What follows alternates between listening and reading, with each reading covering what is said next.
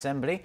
He is due to call for lawmakers' cooperation in passing an expansionary government budget for next year designed to help tide the nation over its deepening economic difficulties, of which there are many at the moment.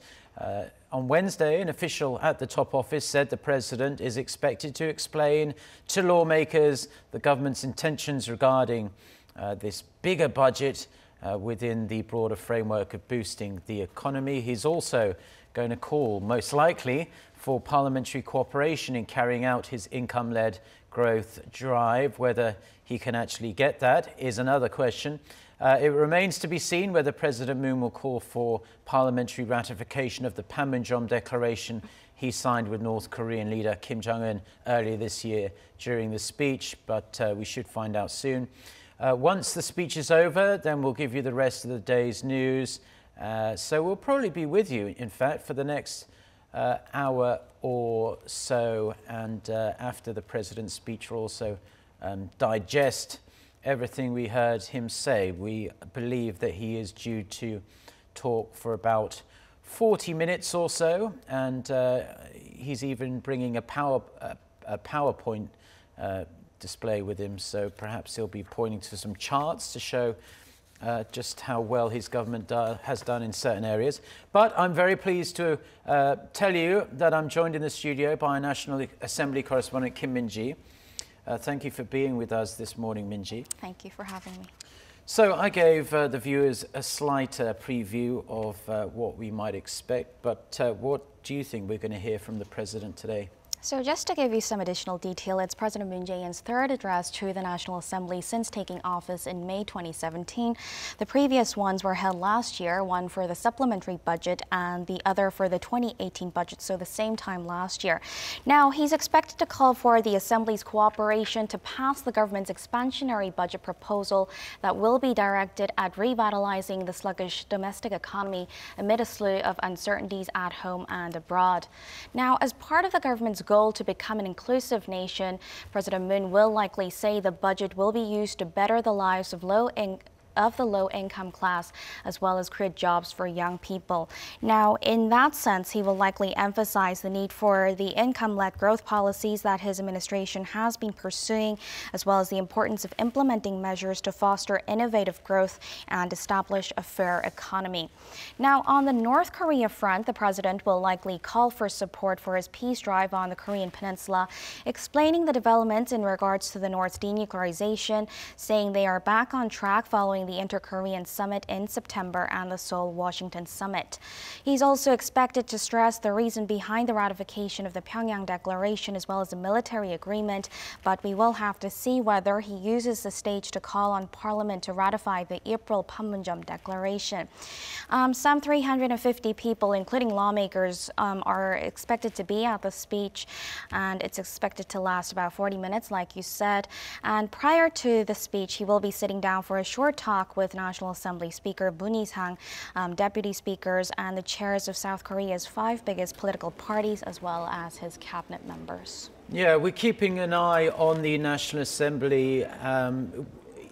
President Moon was due to start at around 10 a.m., but as you can see, lawmakers are still filtering in here comes President Moon Jae-in now, so he will take to the podium very shortly.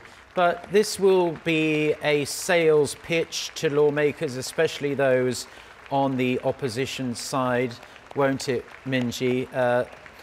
Before the president starts speaking, just quickly give us the figures the government is asking for in this budget for next year. Well, the government has proposed a budget of 470.5 trillion won. That's roughly $412 billion US for next year, and that's up almost 10%, 9.7% to be exact. And it's the sharpest expansion of fiscal spending in a decade, and it's expected to be focused on creating jobs and boosting welfare in the face of deteriorating job figures. And the expansionary budget especially comes as the growth figures for the country have been slashed, as well as the plummeting stock market, and the job situation also remains bleak. So a big chunk of it will be allocated to the welfare, health and job sectors. So about $140 billion will be used, and that's about just under a third of the budget. And another area of significance is the budget for job creation. Okay, so a massive focus on creating jobs. Let's listen in to President Moon Jae-in give a speech to the National Assembly on next year's budget bill. Honorable fellow Koreans, Speaker of the National Assembly and distinguished members of the National Assembly, I stand here to present to the public and the National Assembly the government's budget proposal for 2019 and ask for your cooperation.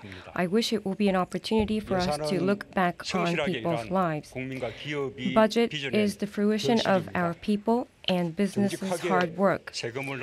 I would like to thank the people and companies for honestly paying the taxes.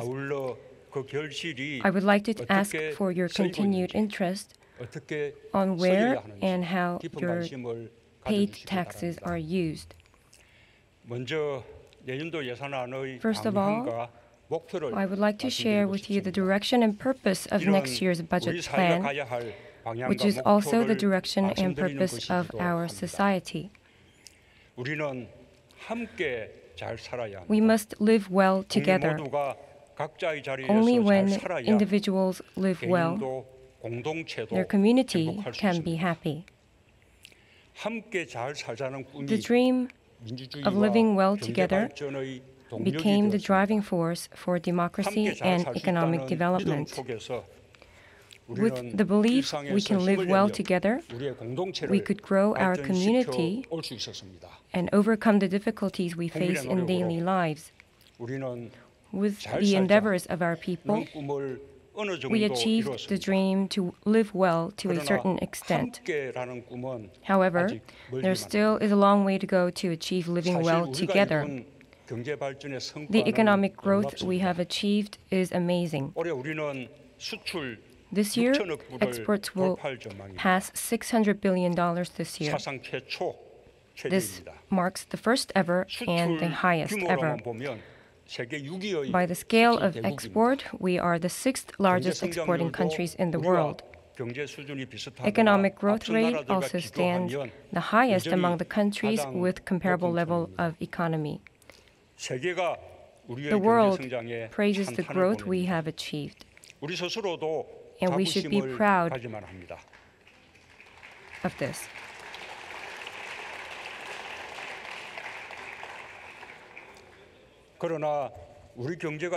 However, despite the external achievements and scale we accomplished, it is true that ordinary people's lives are still difficult. It is due to the polarization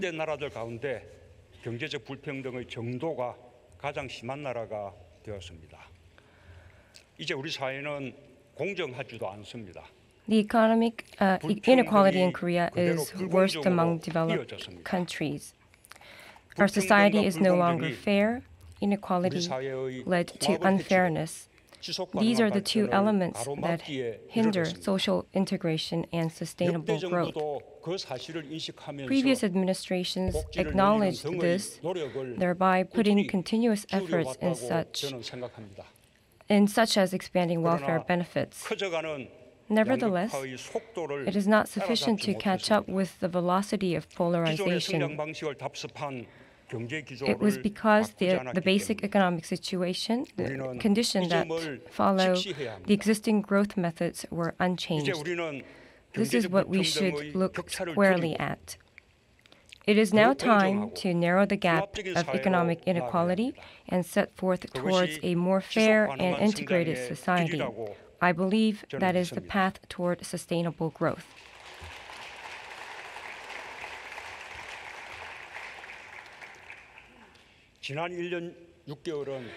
For the past 1.5 years, we strived to fundamentally change our economy and social structure for us to live well together. We established the economic conditions based on people so that it helps ordinary people's lives. As the growth strategy to live well together, we pursued income-led growth, innovative growth, and fair economy. The structural change has started, but we have a long way to go. Stagnancy in the manufacturing industry is continued, and unemployment issue is not being resolved. Uncertainty of external factors such as interest rate increase in the U.S. and China-U.S. trade dispute is contributing to the fluctuation of the financial market, which we should take a closer look at. During the process of changing the economic conditions, people such as small business owners, self-employed, and the elderly are facing difficulties. Nevertheless, our efforts and the economic conditions toward living well together must continue. We will manage the macroeconomics in a more stable manner and strengthen our efforts to resolve the difficulties people are faced with. Structural issues such as low and jobless growth, polarization, and income disparity, low birth rate, aging population, industry structural change are not solvable in a short period of time. It takes time until the fundamental changes come about and achievements made. We cannot return to the past where economic inequality only deteriorates. Water fills the puddle before it flows into the sea. We will overcome the predicaments that occur during the process of change. When we share and cooperate, people will be guaranteed with decent lives, and we will coexist. When government takes responsibility of people's lives throughout the life cycle, corporations fulfill their social responsibilities, and people find happiness in their own lives of an individual is where we can live well together. To do this, we need to change our society. The country should be where people feel secure with the social safety net and welfare. We should become a nation that guarantees fair opportunity and just outcome, where no individual is discriminated. This is the inclusive country where all live well together. It is the path we should take and the mission bestowed upon this administration. The World Bank, IMF, and OECD, numerous international institutions as such, are talking about inclusive nation or inclusive country. Inclusive growth, where the fruits of the growth are distributed to all. Income increase of the people in the middle to low income brackets, welfare, fair economy are the main elements asserted. The inclusiveness of our government is also on the same trajectory. Inclusive society, inclusive growth, inclusive prosperity, inclusive democracy. When the inclusiveness without exclusion becomes the value and philosophy of our society is when we live well together. I ask the National Assembly to muster your strengths and wisdoms.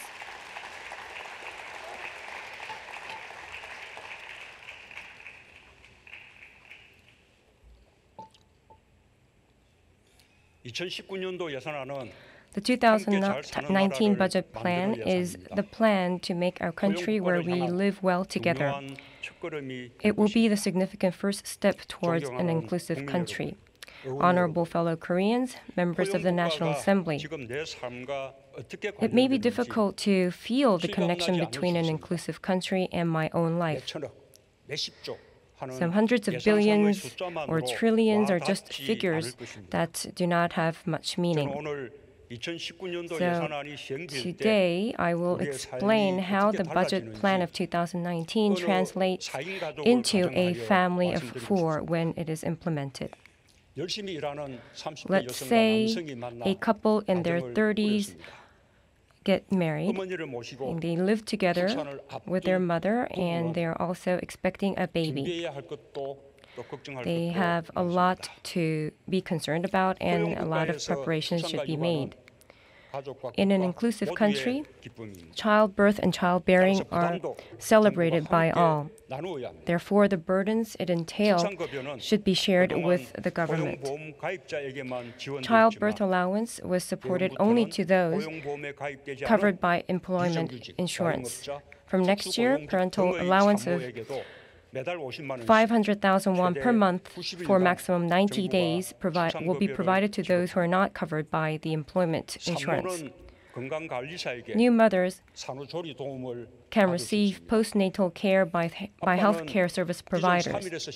For new fathers, paid leave days will be expanded to 10 days from 3 at the moment, and the government will bear the 5 days.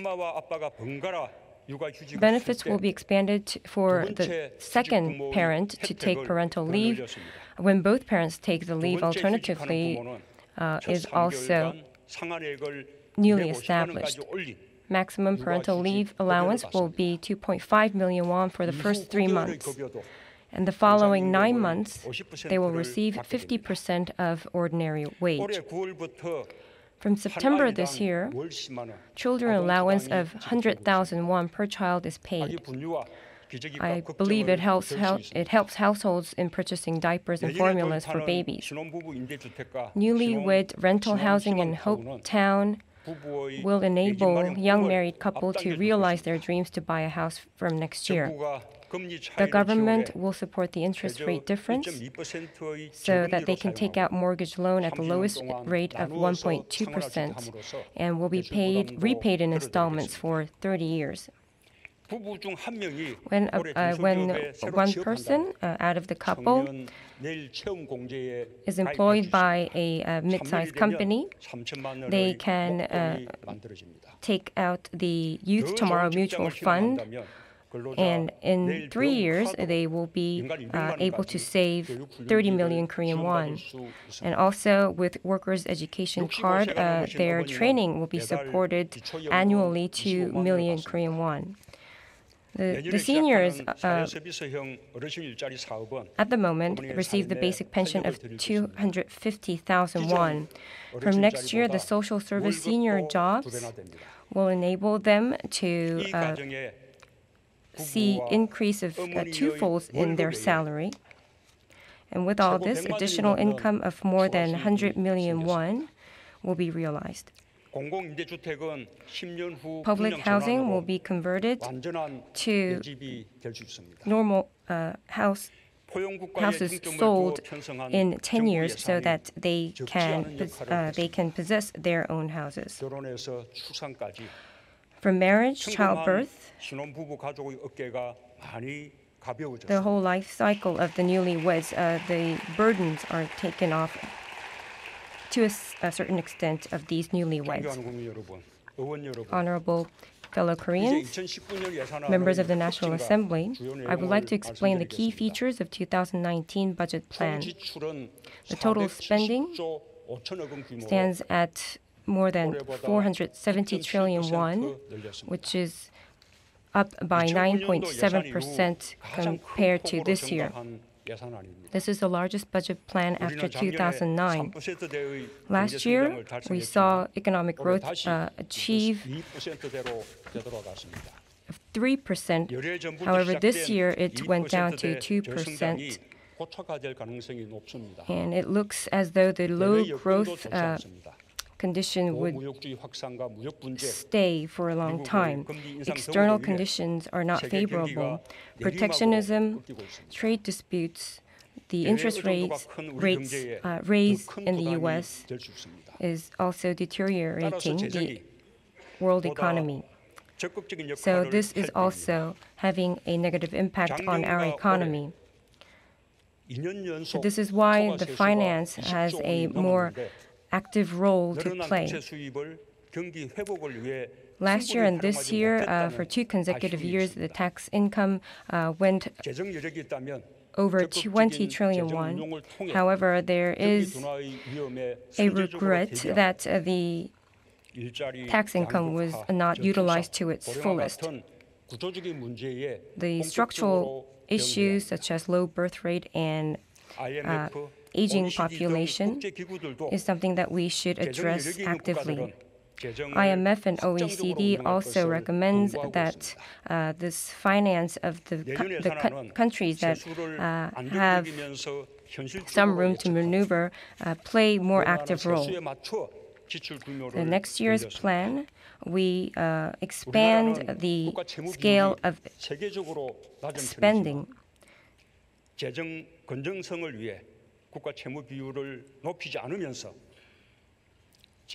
Our national debt rate is relatively low, but I would like to say that we focused our plan to really focus on the works that we should do.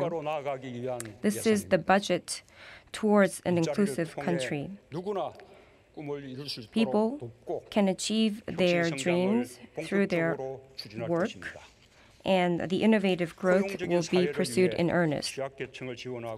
For the inclusive society, we are going to supplement the social safety net and support the vulnerable so that the quality of lives of the people will be enhanced.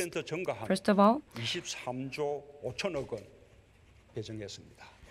the budget for employment will be 23.5 trillion won, which is 22% up compared to this year. This is the starting point for people to live a decent life, and this will be focused on the employment of vulnerables, such as the elderly and the disabled. To support the youth employment, we expanded the budget to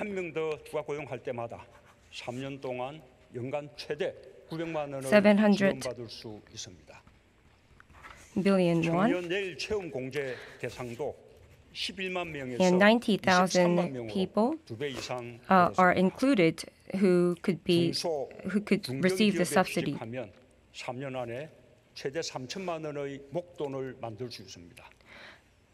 And the middle-sized companies will be supported annually at maximum of 9 million Korean won.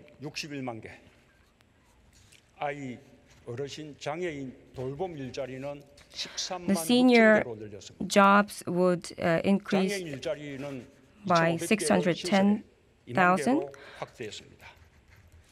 and the care works for the disabled will be increased to 136,000. The work for the disabled will be enlarged to 2,500, enlarged by 2,500. The budget for innovative growth is also increased. This will help the small and medium-sized companies as well as venture companies. The R&D budget stands at 20.4 trillion won, and it will be expanded to the basic research and development and the fundamental technologies for the future that has a close connection to the people's lives. And we have 8 major projects, including smart factories and autonomous vehicles, and the budget is 5.1 trillion won. Innovative startups are the basis of the innovative growth. Until last August, the new venture investment stands at 2.2 trillion won. This was a growth despite the difficult economic situation, which means that it is it really shows some light in our economy as we go forward. We will also support the youth dream to make more startups. They will be supported of maximum 100 million Korean won for their production of prototype and marketing activities. We will also increase the support for their successful startups as a package, and we are going to make new fund to facilitate the new jobs that will be created by this.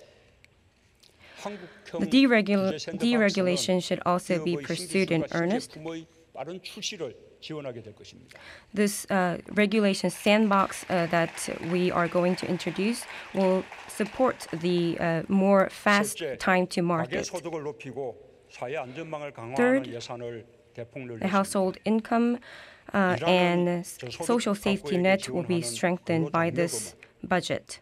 The EITC will contribute to the income-led growth, and this is the essence of our path forward to growth inclusive country. The budget will be expanded to 3.8 trillion won. The age barrier will be abolished, and the regulation will be eased. And 1.66 million households who were subject to this support are increased to 3.34 million. The maximum support would go up to 1.5 million Korean won per household, and for those who have only one person who has an income in the household, they will receive 2.6 million Korean won.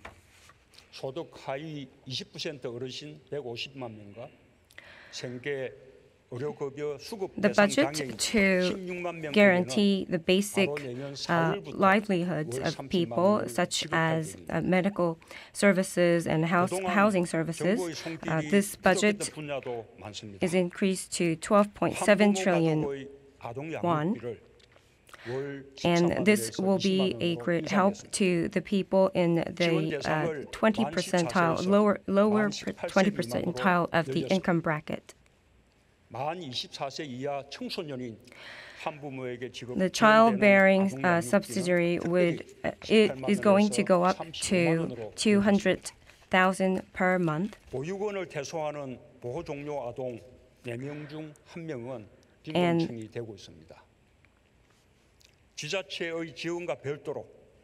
the children who are out of who are out of the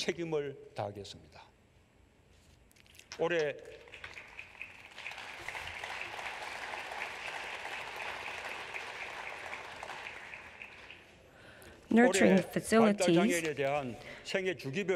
they will be supported with 300,000 Korean won per month.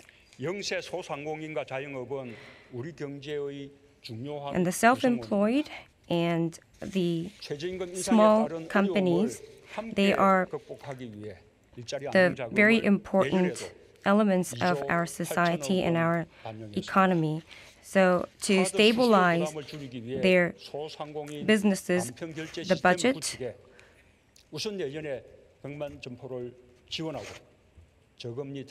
will be at 2.8 trillion won. And to support their special loan, this will be 2 trillion won with a low interest rate.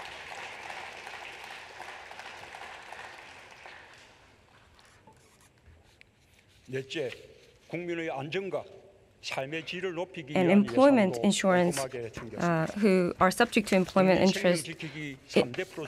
insurance will be expanded. We also have the three major projects to safeguard our people's lives, and the budget is 2.2 trillion won. This is to prevent suicide and the industry safety accidents and so on. The Life SOC and the environment and the quality of lives will be enhanced. The physical activity centers will be expanded by 160, and libraries will be newly established to small towns and districts. The Fisheries and Agricultural New Deal 300 will support 70 fishing towns and little harbors. The child care service also would be enlarged by twofold, and the time they can support will go up to 720 from 600 hours. And public child care centers will become 450 next year. Also, we will guarantee the right to be educated of the children, and we will also improve the working conditions of the teachers. Honorable fellow Koreans, members of the National Assembly, another important pillar of the inclusive country is the peaceful Korean Peninsula. For the last 1 year, there were 3 inter-Korean summits taking place and 1 U.S. and North Korea summit. And we have eliminated military confrontations in the Korean Peninsula. The people living in the 5 islands of the west coast, they can now do their work and they can do the fishing safely in a broader sea area. And the dangerous areas such as Cheoron and Gosong will now turn into an area of cooperation and exchange. We will bring forward permanent peace and complete denuclearization on Korean Peninsula. We are seeing the second U.S.-North Korea summit in the near future. Chairman Kim Jong-un will visit Russia, and he will also meet with President Xi Jinping, who will visit North Korea. North Korea and Japan summit is also possible, and Chairman Kim will also come to Korea. At the moment, we are seeing a multilateral peace and security regime, and with the railway that connects the East Asia, this will be realized. This is a miracle, a miraculous opportunity that we should really grasp upon. A strong security and strong national defense will bring about peace, and peace will be the new driving force of our economy. The national defense budget was increased by 8.2%, and we will increase the investment in the core strategies and the 3 pillars of the national defense, and also R&D of the national defense would be one of the focuses. And the inter-Korean projects that we have spoken about, whenever the time is right, we are going to pursue this through the Cooperation Fund of South and North Korea. Honorable Speaker, members of the National Assembly, a decent nation and a just Republic of Korea is the steadfast index of our administration. Our people is longing for a just society without corruption, however small it might be. Responding to people's call for this, we are going to put our endeavors to do away with all the corruption and the corruptions that exist in our daily lives. The government, for the first time, we agreed upon the prosecutors, police, investigative rights. The agreement between this was a remarkable thing, and I hope that the National Assembly can complete this process in as fast as possible.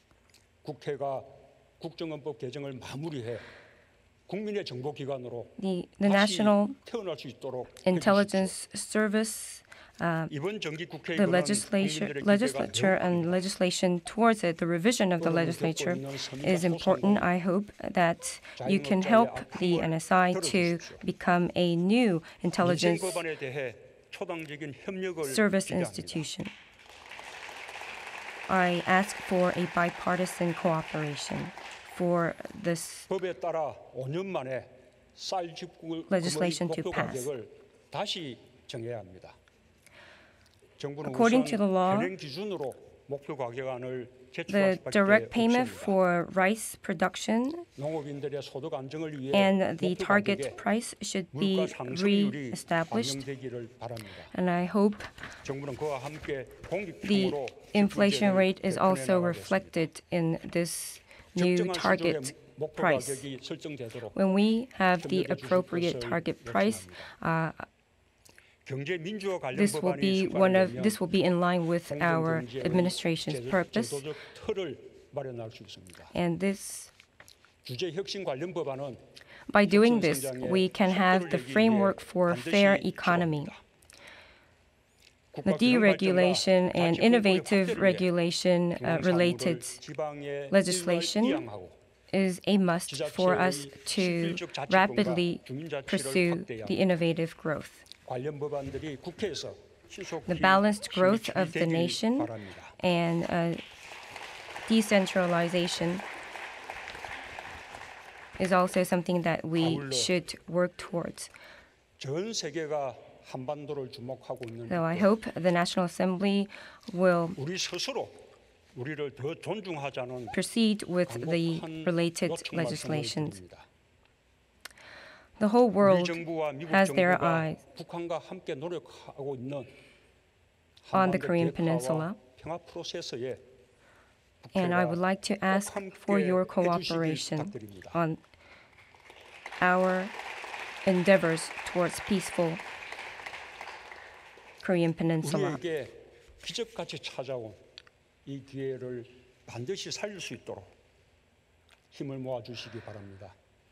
denuclearization of the Korean Peninsula and the peace process is what you should muster your strength towards so that it could be realized. It is a miraculous opportunity that we should really take the opportunity to realize.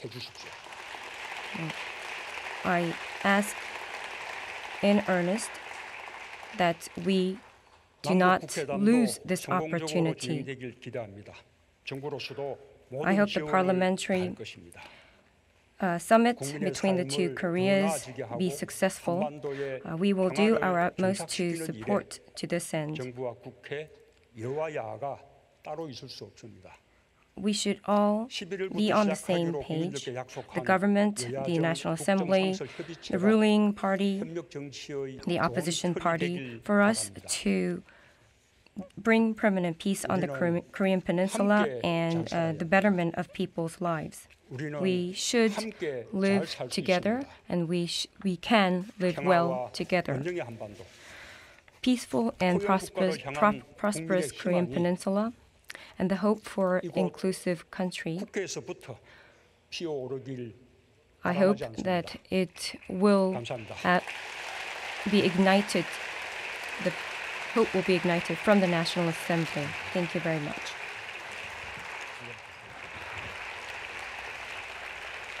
Okay, well, we've just been watching President Moon Jae-in give a speech. It lasted for about 35 minutes on the 2019 budget to what appears to be at least an almost full house of the National Assembly. Plenty to chew over on what was a wide-ranging speech.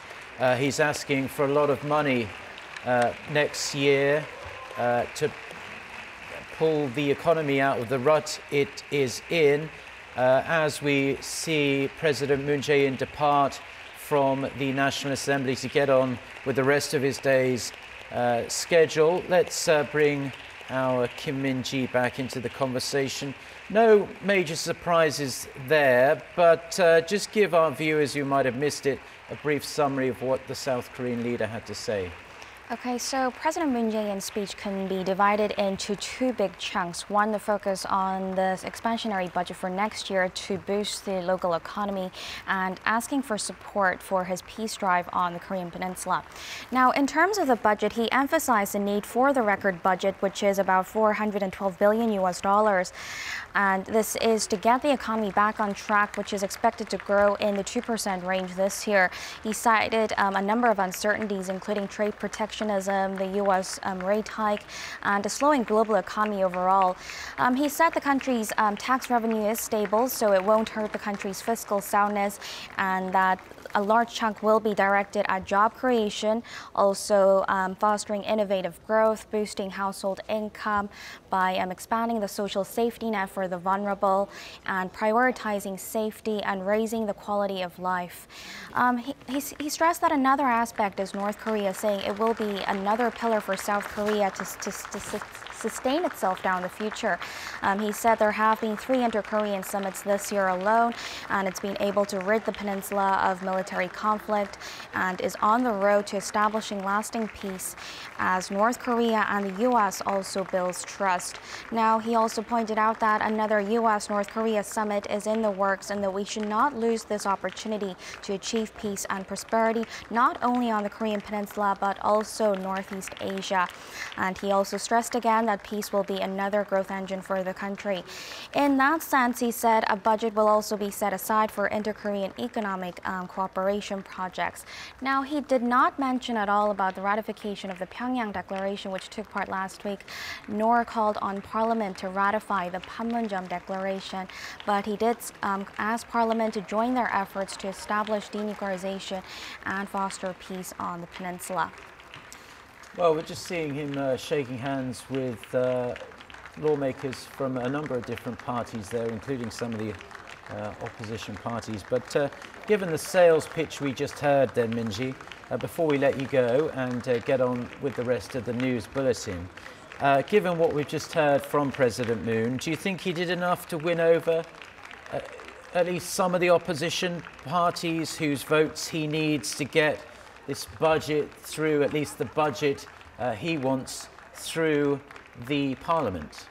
Well, winning bipartisan support isn't going to be easy. We've seen every year delays in the passage of the budget bill because rival parties have clashed over the specifics until the very last minute, resulting in crunch marathon talks. This time, it's not going to be any different, especially as the opposition parties are not at all happy with the government's economic policies, given the weak data we've seen in recent months. And this is especially the government's income growth drive, including its minimum wage hikes, which we've seen double-digit hikes for this year and next year.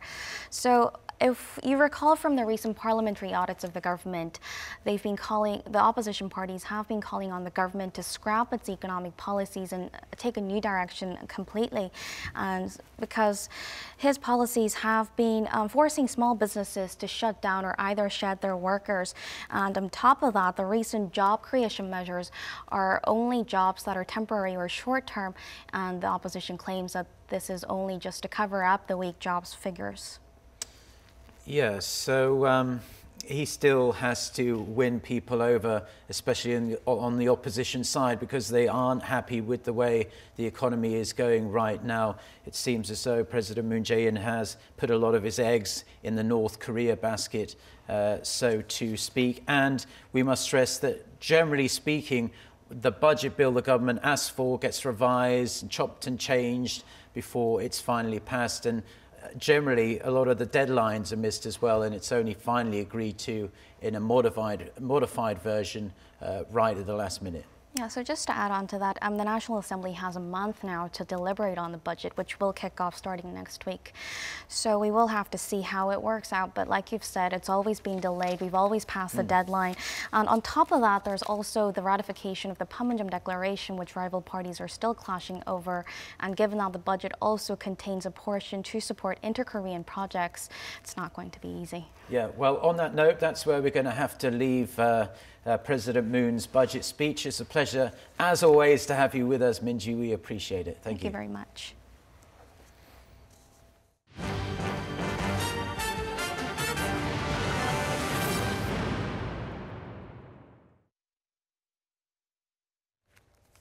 So let's take a look at the rest of the day's news now, and we're going to start with the Security Consultative Meeting, or as it's otherwise known, the SCM, the annual top defense dialogue between South Korea and the US. There was lots to talk about there as the allies prepare to transfer wartime operational control from Washington to Seoul. That's going to happen at some point at least. Our Defense Ministry correspondent Park Ji-won with this report. During this year's annual alliance meeting held in Washington, South Korea's Defense Minister Chung Kyung-do and his U.S. counterpart James Mattis signed a strategic guideline on combined defense that will take effect after the transition of wartime operational control in the future.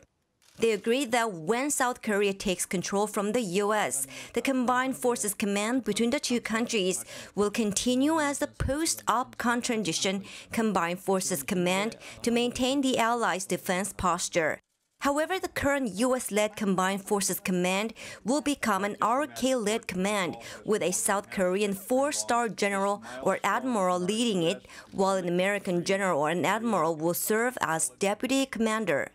They also agreed to continue to maintain the UN command, which has functioned as a guardian of the armistice agreement for the past 65 years, preventing an armed conflict on the Korean peninsula. The two confirmed U.S. Forces Korea will also continue to be stationed in South Korea, even after the OPCON transfer is complete.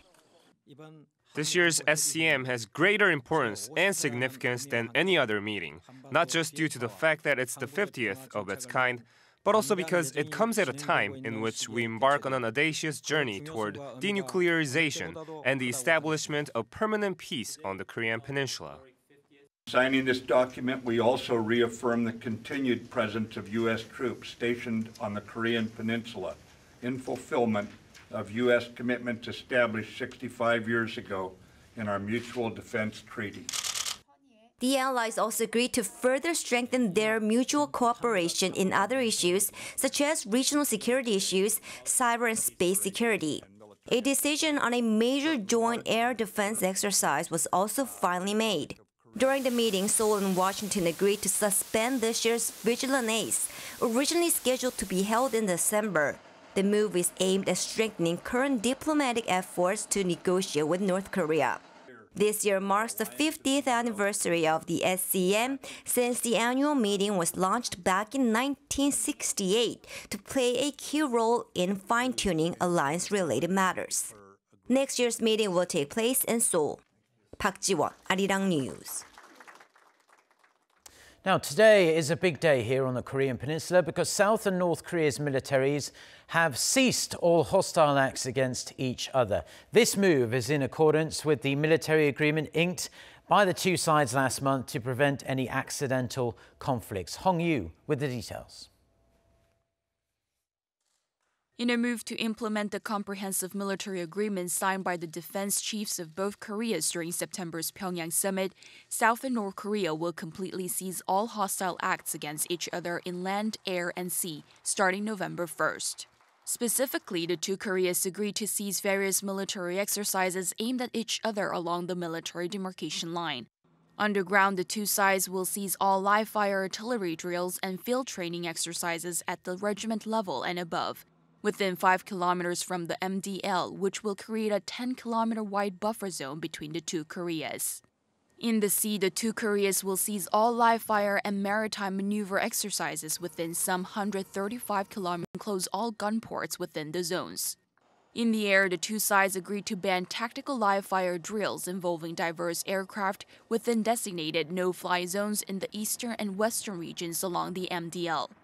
Also, during the general-level military talks held last Friday, the two Koreas agreed to complete the reduction of 11 guard posts within each side of the DMZ by the end of November. Over at the Joint Security Area in Panmunjom, South and North Korea, as well as the U.S.-led United Nations Command, completed a third joint verification of demilitarization measures over the last weekend. The Joint Security Area will allow freedom of movement for visitors and tourists as early as next month. South Korea's Defense Ministry said Wednesday afternoon that it expects the implementation of this agreement to facilitate easing military tension and building mutual trust between the two Koreas. Hong Yu, Arirang News. Now, it's been 2 weeks since America's top diplomat said he was scheduled to sit down with his North Korean counterpart. On Wednesday, U.S. Secretary of State Mike Pompeo confirmed that meeting will take place next week. Although it's not yet clear who will be meeting with, multiple sources say it might be Kim Young-chul, a top aide to the North's leader. Kim Hyo-sun reports. U.S. Secretary of State Mike Pompeo has confirmed he will meet with his North Korean counterpart next week to discuss plans for the second summit between Washington and Pyongyang. Speaking on the radio show The Laura Ingraham Show on Wednesday, Pompeo said the issue of international inspection of the North's nuclear and missile facilities is one of the agenda items that will be discussed next week. It's still unclear who Pompeo will meet with from the regime, yet Kim Young-chul, a top aide to the North Korean leader Kim Jong-un, has been cited as most likely by multiple diplomatic sources. Pompeo added he hopes the second U.S.-North summit takes place early next year, before it's too late in taking down the regime's nuclear threat. Explaining that the North's leader has a clear intention to denuclearize, Pompeo stated that Washington is ready to do everything it can to assist the regime in the process. Commenting on the fact that the North has not conducted a nuclear test or a missile launch in a long time, Pompeo highlighted that progress has been made so far, but a lot of work still needs to be done. Kim Hyo-sun, Arirang News. South Korea's exports hit nearly $55 billion in October, making it the 6th straight month for the country's exports to top $50 billion. It's also the second highest figure since the government began recording related trade data in 1956. The Trade Ministry says exports in October grew 22.7% on year, thanks to robust sales of semiconductors and petroleum goods. Imports jumped nearly 28% on year, recording over $48 billion, meaning a trade surplus of $6.5 billion. South Korea's consumer prices rose to a 13-month high in October, mainly due to sharp price increases in agricultural goods and oil-related products. Statistics Korea says the nation's overall consumer prices last month increased 2% from the same period last year. It had remained in the 1% range for 12 consecutive months since October last year. The agency attributes it to steep rises in the prices of agricultural goods, which shot up by more than 14%, as well as increases in petroleum goods, which spiked nearly 12% on year. For the first time in 14 years, South Korea's Supreme Court is set to give its final ruling on conscientious objectors to military service. Today's ruling comes as the Constitutional Court ruled the government must provide alternative civilian routes for those who decide to take up arms due to religious reasons back in June. An 18-month prison sentence given to a Jehovah's Witness in 2013 sparked this entire controversy. There are currently more than 200 conscientious objectors in prison in Korea. And with that, we'll wrap up with a look at the world weather.